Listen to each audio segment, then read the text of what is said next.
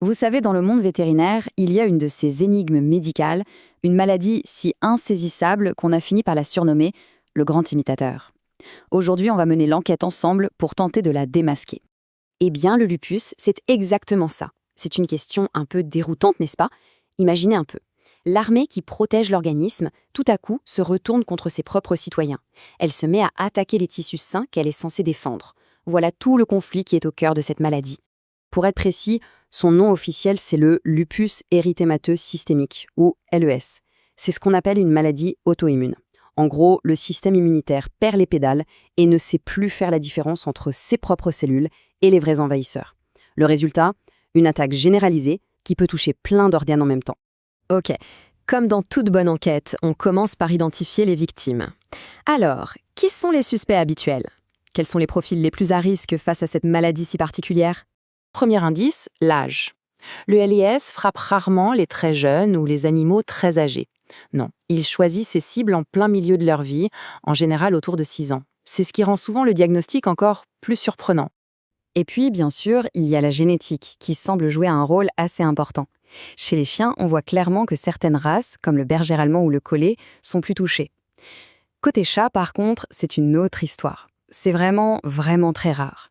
Mais on note quand même une petite sensibilité chez des races comme le siamois ou le persan. Allez, on attaque maintenant la partie la plus délicate de l'enquête, les indices. Et c'est là, avec la multitude de symptômes possibles, que le lupus nous montre tout son talent de maître du déguisement. En fait, il y a une phrase qui résume tout. Les signes cliniques sont extrêmement variés. On l'appelle la grande simulatrice. Et on comprend pourquoi. Comme le LES peut attaquer n'importe quel organe, eh bien il peut imiter des dizaines d'autres maladies. C'est un vrai casse-tête qui envoie souvent les vétérinaires sur de fausses pistes. Bon, même si cette maladie change tout le temps de visage, il y a quand même des indices qui reviennent bien plus souvent que d'autres. En tête de liste et de très loin, on a les problèmes articulaires présents dans 80 à 90% des cas. Juste derrière, on trouve les lésions de la peau, qui touchent à peu près la moitié des animaux. Et puis, il y a les atteintes plus internes au niveau des reins et du sang. Alors, l'indice numéro 1, celui qu'on voit quasi tout le temps, c'est une douleur aux articulations. Mais attention, ce n'est pas une simple arthrite. C'est une douleur un peu bizarre, erratique, qui a l'air de se balader dans le corps de l'animal. Techniquement, on appelle ça une polyarthrite parce que plusieurs articulations sont touchées en même temps. Mais le signe qui met vraiment la puce à l'oreille, c'est cette fameuse boiterie changeante. Un jour, l'animal a mal à la patte avant gauche, et la semaine d'après, hop, la douleur est passée à la patte arrière droite. C'est un indice vraiment très très évocateur. Deuxième indice super important, et celui-là, il se voit, c'est la peau. D'ailleurs, c'est souvent ça qui alerte les propriétaires et qui les pousse à consulter. Il faut bien regarder la truffe, c'est souvent là que ça se passe. On peut voir une perte de couleur, des petites plaies, des croûtes. Et un détail absolument crucial, c'est la photosensibilité. Ça veut dire que l'exposition au soleil aggrave énormément ces lésions. C'est un indice clé pour le diagnostic. Mais le vrai danger, bien souvent, il est caché. C'est ce qui se passe à l'intérieur. Le LES peut s'attaquer aux reins et provoquer une perte de protéines. Il peut aussi détruire les globules rouges, ce qui cause une anémie sévère. Ou encore s'attaquer aux plaquettes, créant un risque permanent de saignement. Ok, on a plein d'indices qui partent un peu dans tous les sens. Alors comment on fait pour être sûr? C'est le moment d'assembler toutes les pièces du puzzle pour enfin résoudre l'affaire. Pour y voir plus clair, les cliniciens utilisent une sorte de checklist. D'un côté, on a les signes majeurs, les poids lourds du dossier, des preuves solides comme la polyarthrite ou l'anémie, et de l'autre, les signes mineurs, comme une fièvre qu'on n'arrive pas à expliquer. Ce sont des indices qui soutiennent le dossier, mais qui sont un peu moins spécifiques. Et pour confirmer les soupçons, il y a une sorte de formule. Le diagnostic devient quasi certain si on a au moins 2 signes majeurs, ou alors un signe majeur et 2 signes mineurs, à une condition, qu'un test sanguin bien précis soit positif. C'est vraiment cette combinaison qui permet de classer l'affaire.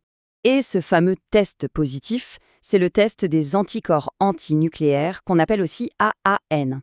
En gros, il va chercher spécifiquement les auto-anticorps, ceux qui s'attaquent au noyau des propres cellules de l'animal. Si on trouve un taux élevé, c'est l'une des preuves biologiques les plus fortes qu'on puisse avoir pour le lupus. Et là, on a la preuve ultime, l'équivalent d'une empreinte digitale laissée sur la scène du crime. C'est la cellule LE. C'est la preuve visuelle absolue. On voit un globule blanc qui a littéralement mangé le noyau d'une autre cellule. Quand on trouve ça au microscope, on a une confirmation quasi certaine du diagnostic. Bon, le diagnostic est posé, l'affaire est résolue. Pas si vite. Le LES est une maladie chronique qui dure toute la vie. La question maintenant, c'est comment on la gère sur le long terme.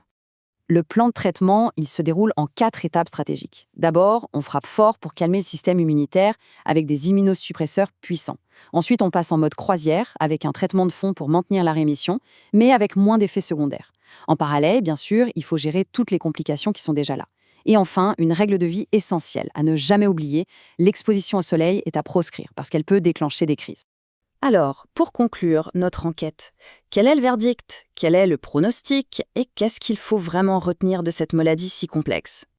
Avant toute chose, une précision super importante. Il ne faut surtout pas confondre le lupus systémique, celui dont on vient de parler, avec le lupus discoïde. Le discoïde, c'est une forme qui ne touche que la peau. Elle est beaucoup plus bénigne et localisée, alors que le systémique, lui, est une maladie généralisée et bien plus grave. Donc, pour le verdict final, on reste prudent.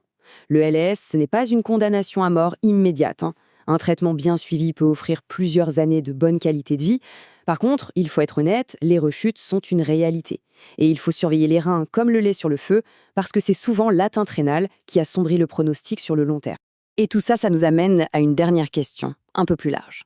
En perçant le mystère de cette maladie chez nos animaux, on ne fait pas que les aider. On ouvre aussi une fenêtre sur les mécanismes incroyablement complexes de l'auto-immunité, un défi médical qui, lui, concerne absolument toutes les espèces, y compris la nôtre.